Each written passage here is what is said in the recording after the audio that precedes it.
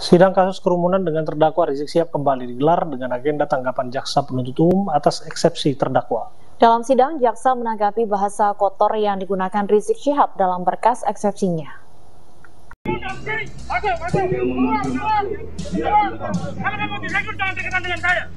Ketegangan sempat terjadi dalam sidang lanjutan kasus kerumunan dengan terdakwa Rizik Syihab di Pengadilan Negeri Jakarta Timur.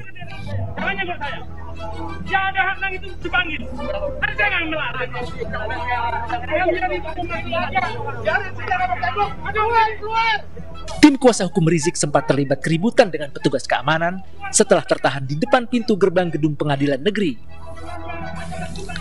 Setelah beberapa lama, tim kuasa hukum Rizik akhirnya masuk ke dalam gedung pengadilan negeri. Sidang dengan agenda pembacaan tanggapan jaksa penuntut umum atas eksepsi terdakwa Rizik Syihab kembali digelar tatap muka. Dalam tanggapannya, jaksa menyoroti terkait bahasa kotor yang digunakan Rizik dalam eksepsinya yang seharusnya tidak dituangkan dalam berkas eksepsi karena dinilai tidak beretika. Juga diartikan sangat tumpul otaknya, tidak mengerti, bodoh. Tidaklah seharusnya kata-kata yang tidak terdidik ini diucapkan, apalagi ditabalkan kepada jaksa penuntut umum. Sangatlah naif kalau jaksa penuntut umum yang menyidangkan perkara terdakwa dan kawan-kawan dikatakan orang bodoh, bebal, tumpul otaknya, dan tidak mengerti. Kami jaksa penuntut umum yang menyidangkan perkara terdakwa adalah orang-orang intelektual yang terdidik dengan berpredikat rata-rata strata 2 dan berpengalaman puluhan tahun di bidangnya. JPU kemudian meminta majelis hakim menolak eksepsi terdakwa dan memutuskan dalam putusan sela dengan melanjutkan agenda sidang dan pembuktian perkara. Jaksa mengutip hadis Nabi soal keturunan Nabi bisa dihukum. Jaksa juga membalas Habib Rizik soal sebutan dungu dan pandir. Pada awal penyampaian tanggapan, jaksa membalas pernyataan Habib Rizik yang saat itu mengutip ayat suci dan hadis Nabi.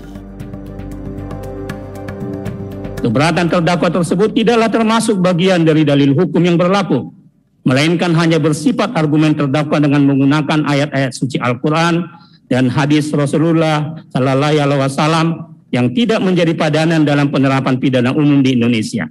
Namun dari sekian kutipan ayat-ayat suci Al-Quran dan hadis Rasulullah Sallallahu Alaihi Wasallam tersebut, jaksa penuntut umum terketuk hati meminjam sebagai kutipan di saat Rasulullah Sallallahu Alaihi Wasallam mengumpulkan para sahabatnya yang bersabda yang artinya, sesungguhnya telah binasa umat sebelum kamu lantaran jika di tengah mereka ada seorang atau yang dianggap mulia atau terhormat mencuri atau dibiarkan. Tapi jika ada di tengah mereka seorang lemah atau rakyat biasa mencuri, maka ditegakkan atasnya hukum demi Allah. Jika Fatimah putri Muhammad mencuri, niscaya aku potong tangannya. Dari sabda Rasulullah Sallallahu Alaihi Wasallam tersebut, jaksa penuntut umum memaknai siapapun yang bersalah, hukum tetap ditegakkan. Jaksa penuntut umum juga merespons keberatan Habib Rizik Syihab yang menyebut dungu dan pandir. Sehingga pada akhir halaman 9, pengamat penasihat hukum menafsirkan adanya kepentingan-kepentingan non-yuridis dan kepentingan politik dari rezim zalim, dungu, dan pandir yang dengan kekuasaannya melakukan penjinakan dengan instrumen hukum. Adanya kalimat non-yuridis dan kepentingan politik dari rezim zalim, dungu, dan pandir dalam eksepsi penasihat hukum adalah tidak tepat. Mengingat fungsi jaksa penuntut umum adalah menerima berkas perkara dan melakukan penuntutan, serta melaksanakan perintah hakim, dan terakhir melaksanakan eksekusi. Kami jaksa penuntut umum tidak pernah memahami terkait non-yuridis, apalagi kepentingan politik dari rezim zalim. Menggunakan kata dulu dan pandir dalam eksepsinya hanya mengikuti emosional sesaat. Kalimat-kalimat seperti ini bukanlah bagian daripada eksepsi, kecuali bahasa-bahasa seperti ini digunakan oleh orang-orang yang tidak terdidik dan dikategorikan kualifikasi berpikiran dangkal. Mengingat kata pandir menurut Kamus Umum Bahasa Indonesia, halaman 834 yang artinya bodoh, bebal, sedangkan kata dungu menurut Kamus Umum Bahasa Indonesia tersebut pada halaman 306 juga diartikan sangat tumpul otaknya, tidak mengerti, bodoh.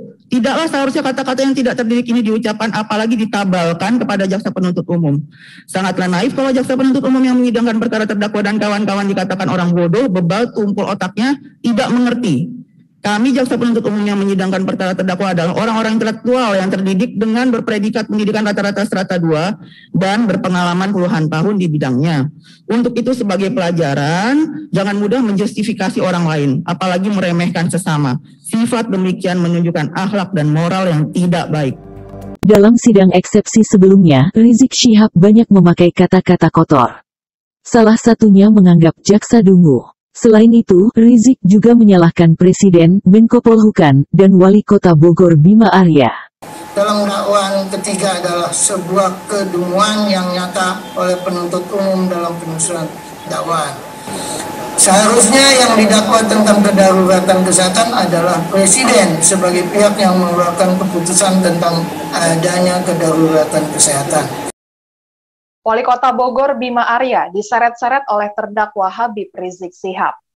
Dalam eksepsi atas dakwaan tes swab di Rumah Sakit UMI, Jumat 27 Maret 2021 kemarin, Rizik menyebut Bima Arya sengaja berkoar-koar tentang perawatannya dan melakukan framing positif COVID-19, sehingga menimbulkan kehebohan di masyarakat.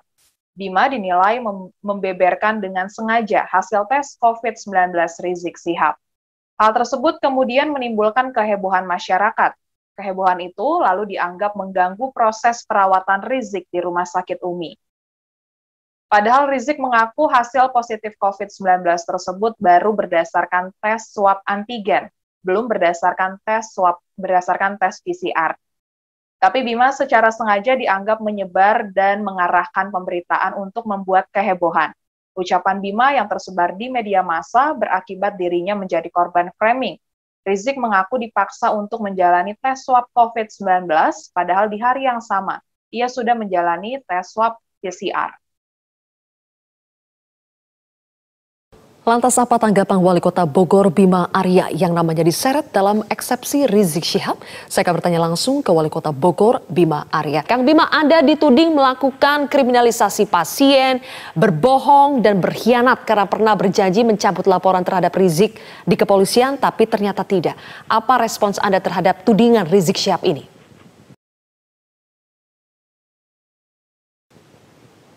Yang saya lakukan sebagai Ketua Satgas, semua terukur, ada landasan, ada aturan terkait dengan kewenangan.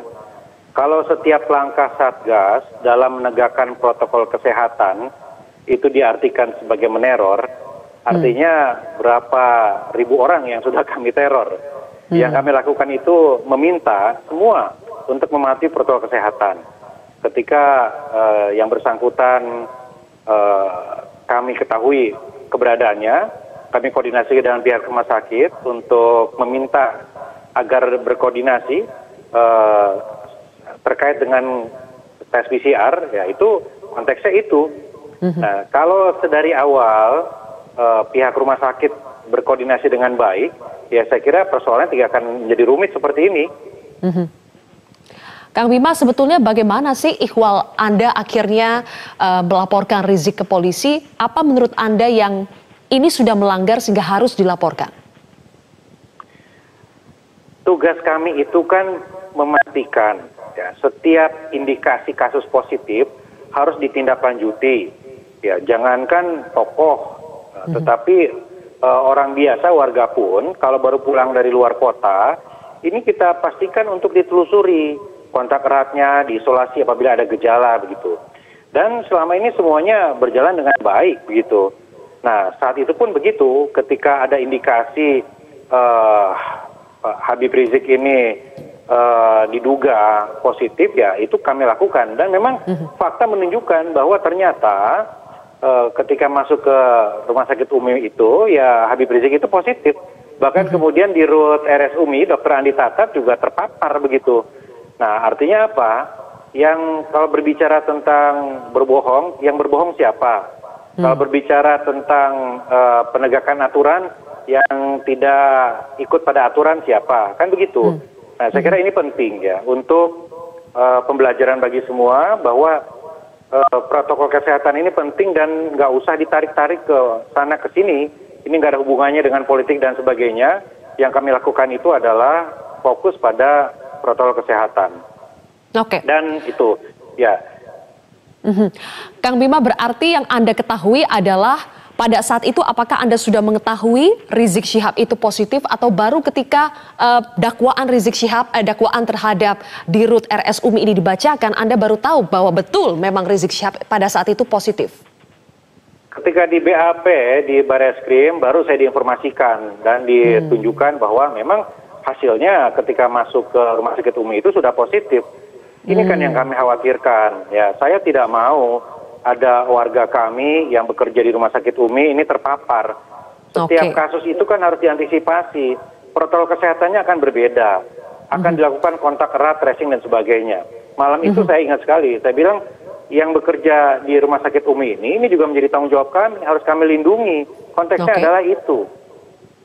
Oke, berarti Kang Bima yang Anda tangkap pada saat itu memang betul ini hanya sekedar koordinasi yang buruk antara Satgas Bogor dengan pihak rumah sakit atau memang ada kesengajaan menghalang-halangi atau menyembunyikan fakta yang sebenarnya saat itu. Boleh dijawab nanti Kang Bima, kita harus jeda terlebih dahulu. Pemirsa, Prime Time News akan kembali sesaat lagi. Anda kembali bersama kami di Prime Time News. Pemirsa, masih bersama dengan Wali Kota Bogor, Bima Arya. Kang Bima, kita lanjutkan kembali. Tadi Anda mengatakan pada saat kejadian koordinasi dengan pihak RS Umi Bogor itu sulit, buruk. Tapi itu hanya sekedar koordinasi yang buruk atau yang Anda tangkap ada upaya yang sengaja untuk menyembunyikan fakta yang sebenarnya saat itu bahwa Rizik Syihab memang positif COVID-19? Ya, hari ini kan fakta menunjukkan bahwa memang ada yang disembunyikan. Saat itu baru indikasi. Tapi hari ini sudah terang benderang semua bahwa memang ada yang disembunyikan ya berdasarkan proses hukum selanjutnya begitu. Dan bagi kami saat itu tidak lain dan tidak bukan ya semata hanyalah memastikan bahwa semua koordinasi berjalan dengan baik dan Rumah Sakit Umi saat itu tidak melakukan itu. Itu poin pertama. Dan poin kedua, Rumah Sakit Umi kemudian hadir ke Balai Kota mengakui bahwa tidak berkoordinasi dengan baik, meminta maaf kepada pemerintah kota dan berjanji untuk memperbaiki koordinasi dan memberikan informasi yang dibutuhkan. Atas dasar itulah kemudian Satgas menyatakan akan mempertimbangkan untuk mencabut aduan dengan catatan Rumah Sakit Umi itu mematuhi apa yang disampaikan, komitmen dan berkoordinasi dengan baik. Tapi itu pun kemudian tidak dilakukan oleh Rumah Sakit Umi. Oke, terkait dengan tadi Anda bilang sempat mempertimbangkan untuk mencabut aduan, saya ingin menyambung ketika Rizik menyampaikan eksepsinya kemarin juga disampaikan bahwa Anda melanggar janji di depan para ulama, katanya sudah berjanji sebetulnya akan mencabut laporan terhadap Rizik Syihab. Apa yang terjadi sebetulnya, Kang Bima? Pada saat press conference Rumah Sakit Umi bersama-sama Satgas di Balai Kota, kami sampaikan itu. Ini masih saya pegang draft press conference-nya, poin nomor 12. Saya bacakan lagi. Untuk itu kami mempertimbangkan mencabut aduan ke kepolisian dan akan mempertimbangkan memberikan sanksi administratif gitu. Ini kami jelaskan kemudian apabila Rumah Sakit Umi memperbaiki koordinasi dan komunikasinya. Itu. Nah, malamnya di Balai Kota kami bersilaturahmi dengan perwakilan FPI dan para habaib. Saya sampaikan juga penjelasan yang sama. Saya sampaikan bahwa ya kami akan mempertimbangkan apabila kemudian Rumah Sakit Umi terus berkoordinasi dengan baik. Tapi faktanya pada prosesnya kemudian tetap saja banyak hal yang sulit untuk kami akses ya.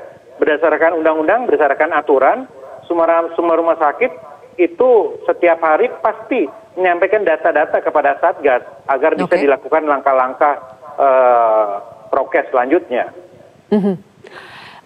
Kang Bima, jadi kata-katanya adalah kami akan mempertimbangkan. Jadi Anda tidak mengakui bahwa Anda berjanji akan mencabut laporan terhadap Rizik Syihab? Silakan diputar kembali saya kira video pernyataan kami pada saat press conference itu.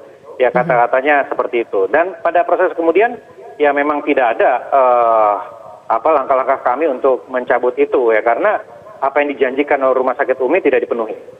Oke, jadi sampai terakhir ketika aduan juga sudah masuk ke kepolisian, Rumah Sakit Umi tidak melaporkan ada satu pasien bernama Muhammad Rizik Syihab positif COVID-19 di rumah sakitnya? Data-data bahwa Habib Rizik positif dan sebagainya ya justru kami dapatkan setelah proses hukum berjalan. ya setelah di BAP dan sebagainya. Kami juga membaca laporan di media, ya seperti itu. Ya artinya betul bahwa saat itu ada yang tidak dibuka, ada yang tidak disampaikan, ada yang ditutupi, apapun motifnya. Oke, Kang Bima, nama Anda disebut, kemudian ada juga nama Menko Polhukam. Apakah Anda melihat ini ada upaya yang dilakukan untuk melempar kesalahan kepada pihak lain? Ya, saya kira biarkan publik yang menilai, ya. Yang pasti, insya Allah saya siap untuk memenuhi panggilan apabila dibutuhkan untuk memberikan keterangan di persidangan. Saya akan sampaikan sejelas-jelasnya, saya akan sampaikan sedetail-detailnya, saya akan sampaikan semua informasi yang dibutuhkan agar semua didudukan dalam koridor hukum, nggak ditarik ke sana ke sini, nggak ada urusan itu, urusan politik atau apa. Ini adalah urusan penegakan protokol kesehatan oleh kepala daerah, oleh Satgas, ya bukan saya sendiri, tapi oleh Satgas di Kota Bogor. Oke, apakah sudah ada panggilan dari persidangan atau pengadilan sampai saat ini, Kang Bima? Saya sudah mendapatkan informasi secara informal, disampaikan agar bersiap-siap untuk memenuhi itu, tetapi jadwalnya belum ditentukan. Tapi insya Allah saya siap, saya akan sampaikan semuanya agar semuanya terang benderang, agar publik juga mendapatkan edukasi informasi yang jelas dan utuh. Ya, jangan sampai persoalannya ini bergeser ke bukan substansinya.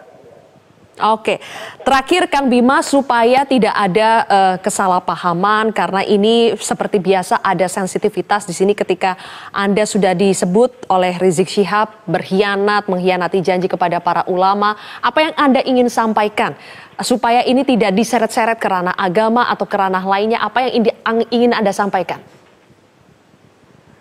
Hormati proses hukum, perhatikan, pelajari semua fakta-fakta yang ada, dan saya kira beri kesempatan kepada para penegak hukum untuk menjalankan tugasnya sehingga kita semua bisa mendapatkan pembelajaran yang baik agar ke depan ya kita tahu apa yang perlu kita perbaiki, apa yang perlu kita kuatkan, dan yang paling penting adalah jangan sampai kita terbelah, terpecah atas kejadian ini.